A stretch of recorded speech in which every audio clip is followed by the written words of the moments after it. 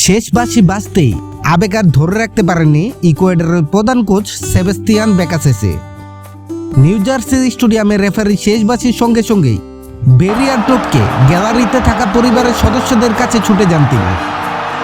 প্রিয়জনদের আলিঙ্গনে যেন ছিল স্বস্তি, আনন্দ আর কঠিন এক পরীক্ষায় উত্তীর্ণ হওয়ার তৃপ্তি।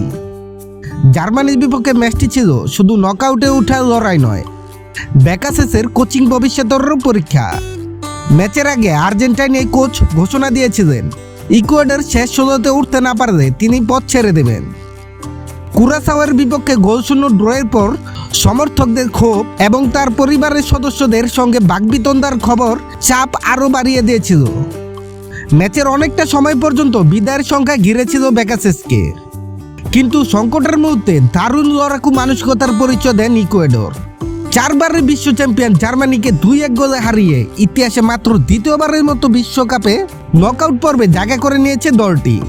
বিবিসিতে সাবেক ইংল্যান্ড অধিনায়ক অ্যালান শিরিয়ারের মতে, এই জয় না এলে বেকাসেসের দায়িত্বে থাকা কঠিন হয়ে পড়ত।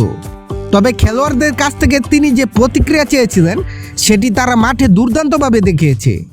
তাই শেষ বাঁশির পর পরিবারের সঙ্গে তার আবেগঘন উদযাপন ছিল একজন লড়াকু কোচের প্রাপ্ত পুরস্কার।